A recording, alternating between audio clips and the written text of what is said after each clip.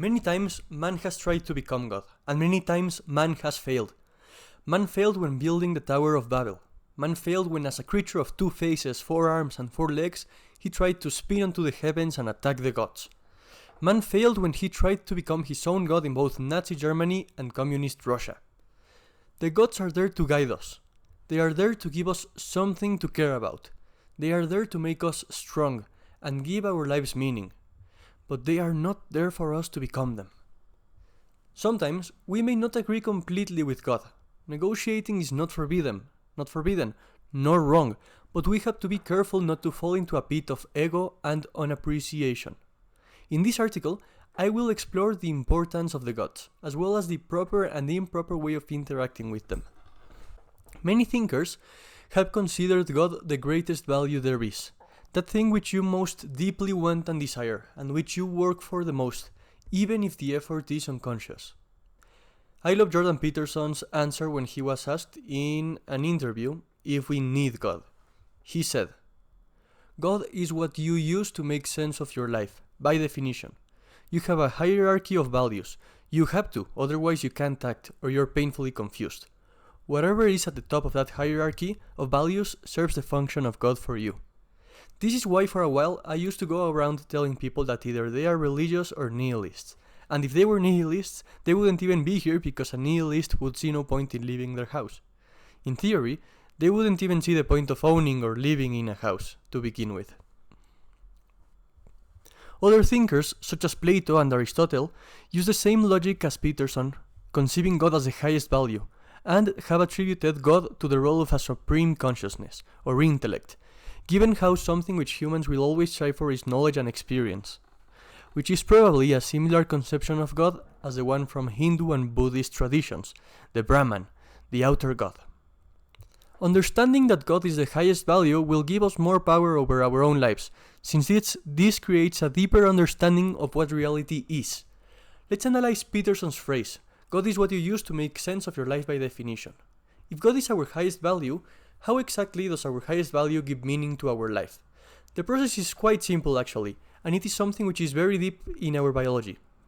The way our brain and body assign meaning to the world is by comparing things to one another and relating them to our goals.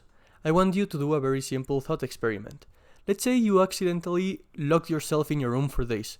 When someone finally noticed and they opened the door, you felt so hungry you could basically kill a cow with your own hands. What is your main objective once you are set free? To feed and to hydrate yourself. Therefore, what is meaningful to you? Food and water. Someone could try to give you a Ferrari as a present, and still you would be more interested in getting food. It would be more valuable to you. You are so hungry that the way you look at the world will be shaped by what you desire. Kitchen, fridge, chicken, pasta, glass, water. This is all you will be able to think of. Your desires shape the way you perceive and interact with the world. Let's think of another example. A botanist and an architect are walking through Versailles. How will the experience be different to each person?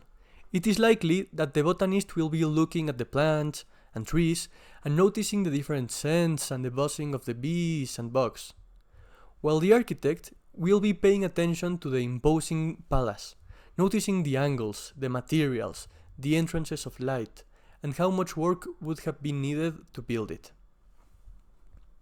Imagine you take the same principle and expand it as far as you can into all the realms of human desires and behavior.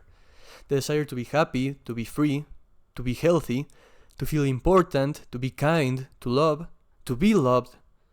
These desires shape your experience and your relationship with the world. Think about Maslow's pyramid, how at first man will only be worried about food and shelter, but the world becomes more abstract and complicated as a man's needs get covered. At the top of Maslow's pyramid lies self-actualization, the desire to become the most one can be. This ideal, for Maslow, plays the function of God. Perhaps you've already noticed the impact this knowledge can have in your life. By introspecting your values and desires, and by choosing your values and desires, you will be able to transform reality, perception, and action in a way which encourages you to get what you want and become who you want to be. However, A little problem may arise when a person starts to assign his own values, rather than relying on a higher power. This is the problem that the Tower of Babel and the myth of the androgynous from Plato's Symposium tries to warn us about. Let me give you a recap of these stories. One day, after discovering a new building method that allows for very tall buildings, the Hebrews decided to create a tower which will take them to the heavens. Choosing who goes to heaven and when was God's task, so he got very angry and decided to destroy the tower. Not only this, but he chose to separate men and give them different languages so they couldn't understand each other anymore. That is the story of the Tower of Babel. The myth of the androgynous is a myth which you can read in Plato's Symposium, which goes like this. There was a time where man used to be a creature with 4 legs, 4 arms, 2 heads, and 2 sexual organs. This creature, the androgynous, which, by the way, andro means man, gynos means woman, was very powerful and they could spin very violently and do massive damage at massive speeds. One day, the androgynous decided they wanted to be gods too, so they started spinning at Mount Olympus and attacking the gods, until the gods got angry and decided to separate the androgynous in 2, creating the man and the woman, who were also forever destined to find their other half. As you can see, the androgynous myth in this case is also a love story.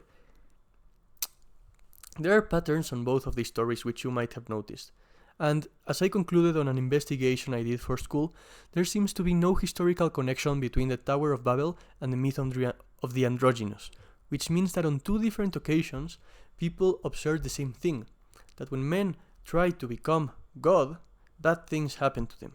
They get split up, confused, and destroyed. As a matter of fact, this might have happened to you already. Think about a time where you accomplished a goal or a dream that you had been chasing for a very long time, and once you reached it, you felt disappointed, sad, unmotivated, and it took you a long time to get back on your feet. The reason this happens is that once you have accomplished your goals, you no longer have a guiding value which gives meaning to your life. Nietzsche once said we choose the meaning of our lives. That's why we need to be careful when taking on this great responsibility. How do you solve this problem? How do you choose guiding goals and values which are going to inspire, which are going to give meaning to your life, and which are going to make you happy without ending up on a vicious cycle of having a desire, satisfying that desire, and then feeling lost and without meaning for a while until you find a new thing which is exciting? Well, the first step is to understand that you will always need something above you, something which gives your life meaning, for you to be happy. If you think that reaching your goal is what will make you happy, then you are wrong. I can assure you that once you have that car, that house, or that girlfriend, you will be just as miserable as you are now, if not more, until there is something more for you to work on. Having no goals means believing yourself to be God, means thinking that you can assign values by yourself. However, a person without a desire will find no difference in value between things. You always need something to work for. The second step is analyzing what is unconsciously valuable to you. Pay attention to how you behave for a week, and daydream about how your perfect life would be. What patterns do you notice? What things are present? What makes you feel more excited? What do you achieve? What do you do things for? After answering all of these questions, write down your values on a piece of paper. They can be things like family, respect, wisdom, love, etc. Finally comes the third step, negotiating with God, making plans, objectives, and dreams which are congruent between your values. You may want to have 2 different types of goals: having goals and being goals. Having goals are things such as having a nice car, having a loving family, and having a big house. These goals will keep you entertained and will be an amplification of your being goals. It is important to have many having goals and work on them based on their level of difficulty or on the level of the excitement they generate on you. The important thing is that as you complete your goal, you immediately have your next goal ready, so you continue to have something to work on. Being goals will be goals which have to do with who you want to be as a person. These are things which don't consist of a material achievement in the future, but on a daily practice of certain habits and behaviors. Goals like being happy, being supportive, being healthy, and being loving are all being goals, which make sure that you don't lose your identity as you work for material things, and that you put constant attention on being the person you want to be. These goals have the added benefit of lasting forever, since being a good person it's not something which you get one day and you get to keep forever. It is something you have to work on every single day.